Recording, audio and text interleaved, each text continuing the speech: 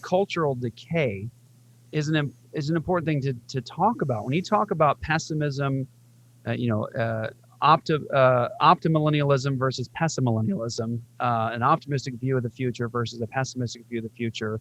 You know, cultural decay is an aspect we've got to contend with. The postmillennialist says that Christ rules and reigns now. He is bringing his crown rights all over the world through his bride, through the proclamation of the gospel. When we preach the gospel, make disciples, and teach them to obey, the world changes. We take very seriously Jesus saying, "You're the salt of the earth. You're the light." You know, that means something. Like, cultural decay should matter to Christians, because when we win people to Christ, we say they're a disciple of Christ, they're regenerate.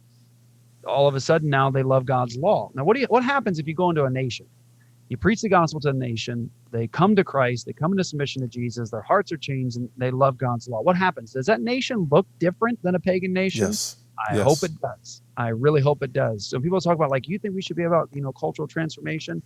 Well, to the extent that we're talking about the fact that the external, the worship of the people, looks different when they come to Jesus, yeah, Yeah.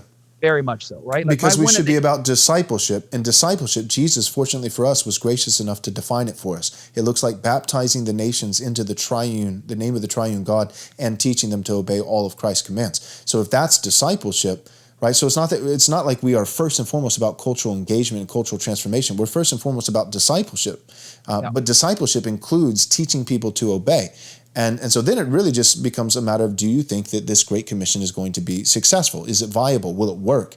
And if you believe that Christ will build his church and the gates of hell, that hell is on the defense, the church is the weapon of Christ that's pushing the battering ram, that's ramming up against the gates of hell, and they're not going to be able to stand. So if you think that the Great Commission is our strategy, and the conclusion is that this strategy of Christ will work, then what are people going to do? We're not all, I mean, it's great to work quietly with your hands. We have texts like that, but some people are going to be in politics. Some people are going to be in media. Some people are going to, be in Hollywood. Some people, and as more and more people come to saving faith in Jesus, and discipleship doesn't just include conversions and baptisms, but obedience to God's law, then that the culture has to transform.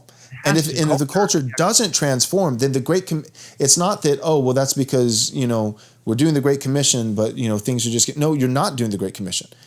Doing the Great Commission means cultural transformation, because the Great Commission involves teaching all men to obey the law of Christ. And the law of Christ has implications for every single sphere of human life. The law of Christ isn't something we obey just at church or just at home or in our marriage.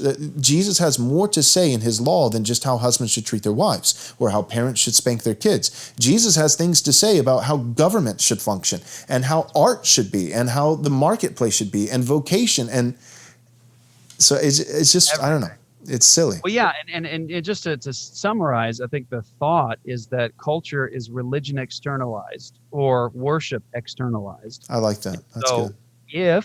if a nation is converted to Christ, then the worship of that nation looks different. The culture looks like something. So it's religion externalized or worship externalized.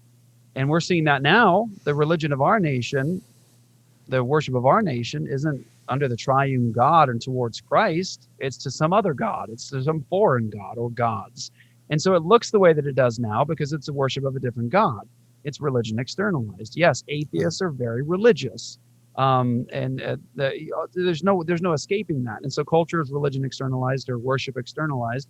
And so, yeah, if sanctification is a thing, then it changes culture. And that's the key issue there. I think that's the main point to talk through is, do you believe that sanctification is a thing, that it's real, that it's accomplished by God? And if someone says, yeah, I believe God really changes hearts, he actually does something in the person, he doesn't just punch their ticket and nothing happens. Well, if you believe that sanctification is a thing and Jesus tells us to win the nations, then isn't the world going to look different? Right. And because sanctification is a real thing, doesn't God say in Ezekiel 36 that he's going to take out a heart of stone, give a heart of flesh, that he's going to put a spirit within people and cause them to observe his statutes? By the way, which statutes was Ezekiel talking about? The known statutes, the known law. So that's a key element here. But yeah, I'll just say briefly and point everyone to at least a resource. Go to Dr. Joseph Boot to find Dr. Joseph Boot's books on Two Kingdom theology, at least the modern expression of it, because that has an impact as well amongst a lot of Reformed folks.